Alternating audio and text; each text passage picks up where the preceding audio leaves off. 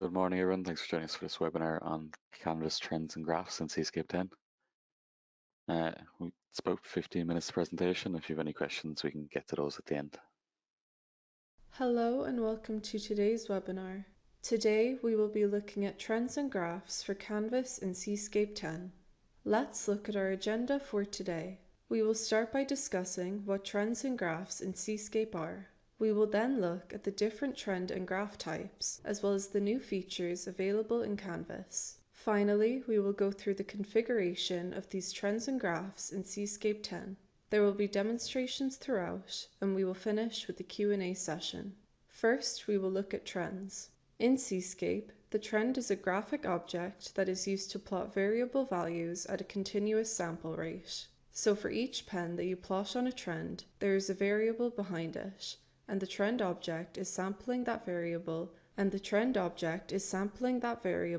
a rate that you configure in Cscape.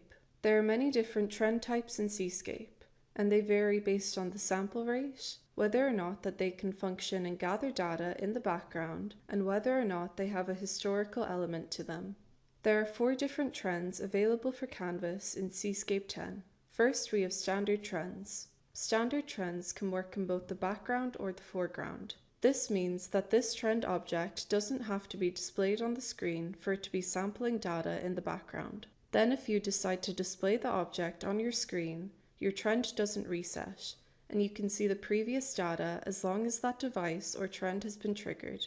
Standard trends have a fast sample rate and can sample data as fast as once per second, which is 3,600 samples per hour. Retentive trends are very similar to standard trends. The main difference is that retentive trend objects also support history, so you can choose to turn that trend into a historical trend, where not only does it display data on the screen, but it also logs that data to a memory file or a CSV file on a memory card that's plugged into your OCS.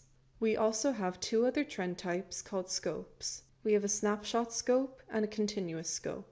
These trend objects have a faster sample rate, but they also have some limitations. With the snapshot scope, you can sample data as fast as every 10 milliseconds. However, this object can only operate in the foreground, so it will only gather data if it is on the screen and is triggered. As well as this, once the screen or plot is full, it will stop completely. The continuous scope object has a slightly slower sample rate of every 50 milliseconds, and also has to be displayed on the screen and triggered to work. However, once the screen or plot is full for this object, it will continue to scroll and gather data.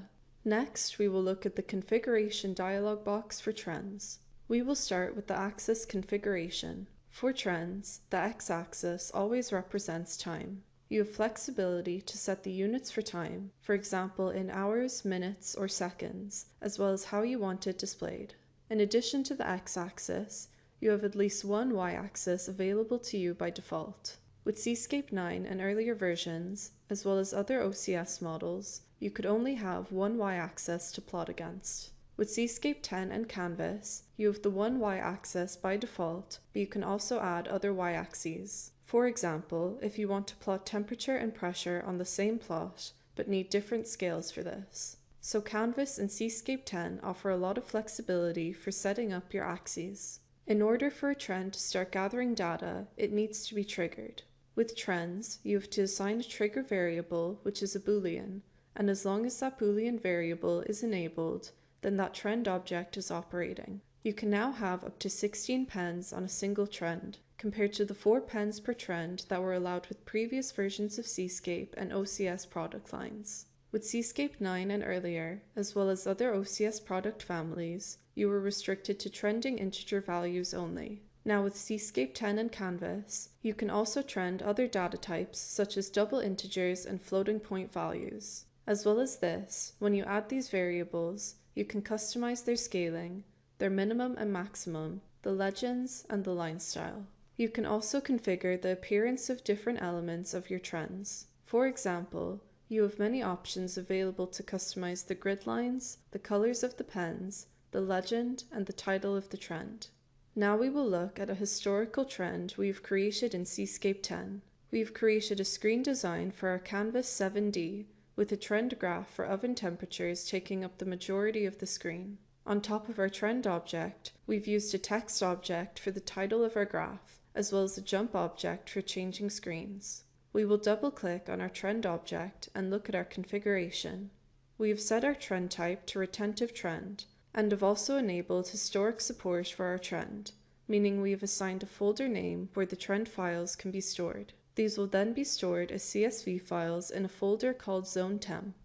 The OCS will also add extra characters onto the end of the folder name to represent the year. So the folder Zone Temp 24, for example, will store all the files created and logged in 2024. We have also enabled replay so that operators with the appropriate authorization can look at trend data from the past. Any operators that don't have the authorization through the access feature won't be able to take advantage of this feature. We have assigned a variable called oven on, so while this Boolean variable is on, we will be trending data. We have set a sample rate of once per second, which is 3,600 samples per hour. Once again, with trends, the x-axis always represents time, and for our trend, we've chosen an hours and minutes format. This will show the time the data was logged. On the y-axis, for y1, we have set a scale from 0 to 270, and we have assigned a legend of degrees Celsius, which we can see in the preview window here. We also have 8 different pens with this trend graph, which represent 8 different temperatures from 8 different zones in an oven, where we would be moving a product through the oven to create a temperature profile. Each variable here is listed as a pen, with a minimum value of 0 and a maximum value of 270 degrees Celsius. We have also given a legend abbreviation for each pen that will appear at the top of the graph, so we can see what color represents each variable. We have set different solid colors for each zone with the exception of the very last zone, which we assigned a dotted pink color. We will also note that each of these variables is a floating point value, so unlike previous versions of Cscape and other OCS products, we can trend floating point data, as well as other data types instead of just integers. So this is our configuration for this particular retentive trend with historic capability. Now we will look at our bench setup for this demonstration. We have our trend graph screen set up on our Canvas 7D. As we can see, we have our pens represented by 8 lines of different colors, in addition to grid lines on the trend. These values are currently very stable, with just a minor ripple in each of these pens. Let's look at some of the runtime features for our program. If we want to focus on a particular pen, we can turn off the other pens visually at runtime. For example, if we want to focus in on the green line, which is Z3, we can visually turn off the other pens by clicking the legend area and isolating our green trend line. We can also zoom in and out of our trend using the zoom icons to the right of our trend. As we do this, we can see our scale adjusting to the zoom on the left. If we want to return to how our scale was before, we can use this 1-to-1 button. To see our other pens on our trend again, we can reselect them from our legend area. If we want to go back and look at historical data, we can pause the trend, select the open button, and from there we can select the starting and ending point for the data that we're interested in.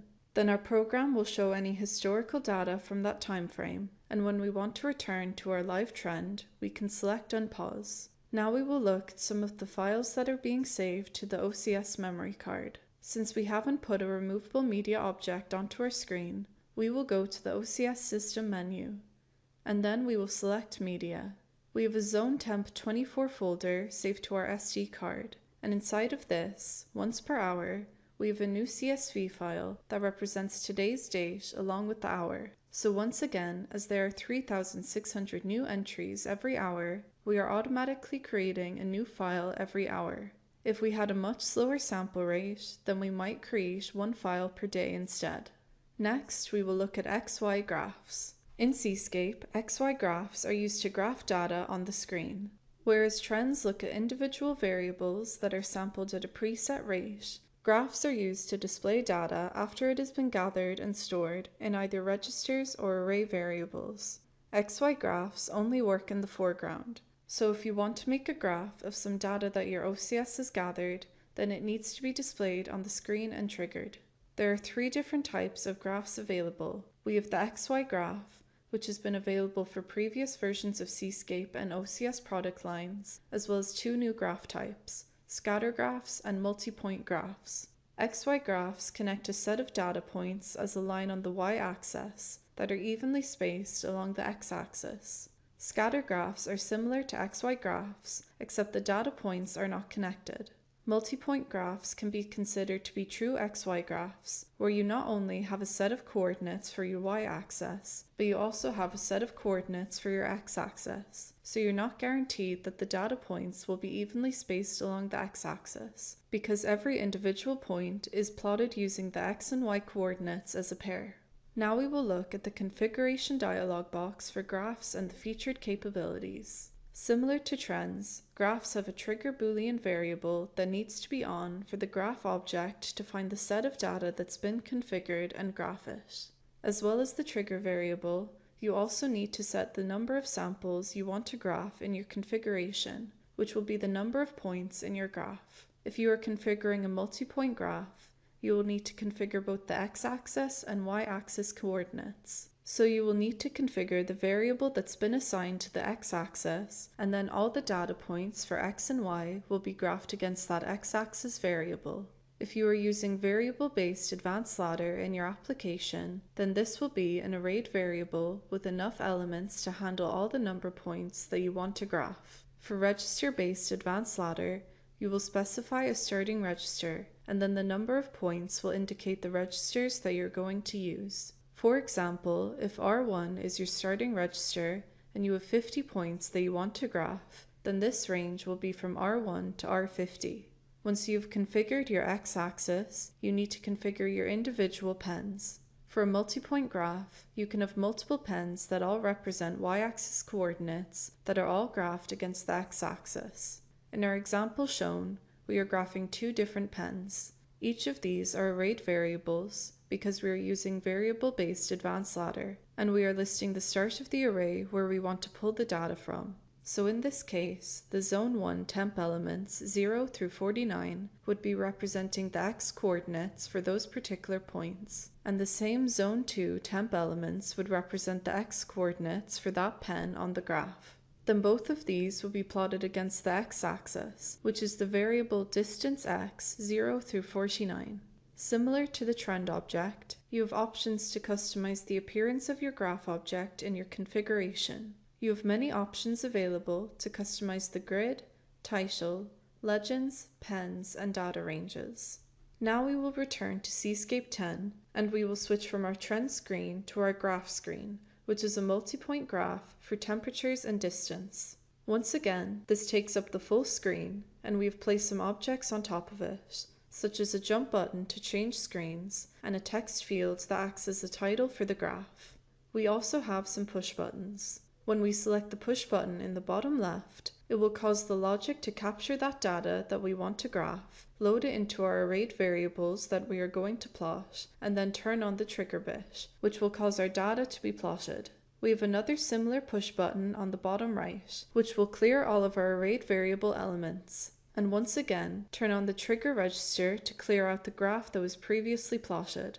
Now we will double click on our graph object and look at our graph configuration. We have set the graph type to a multi-point graph, so we need to configure an x-axis variable array, which we've done here. For our graph, we have 61 different elements or points that we will be plotting, so our x-axis values are distance 0 to distance 60.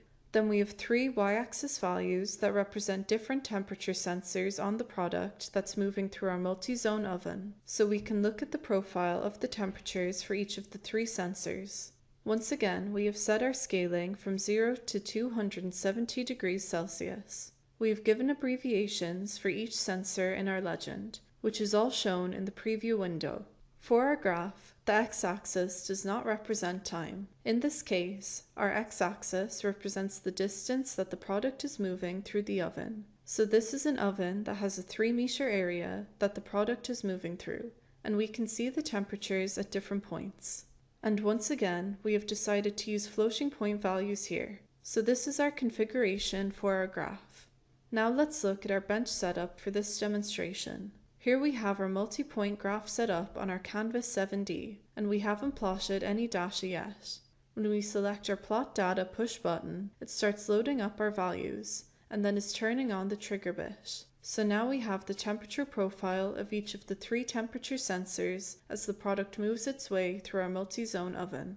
So the product heats up from 40 degrees Celsius to about 240 degrees Celsius, and then starts cooling back down before it leaves the oven again. We can also tell from the graph that the blue sensor is placed first in the oven, followed by the red sensor and then the green, as all 3 lines are similar in shape, but delay in the time they increase in temperature. Then if we want to clear our graph, we can use our Clear Plot push button in our program. That concludes our webinar for today. Thank you so much for listening, and the Q&A session will begin shortly.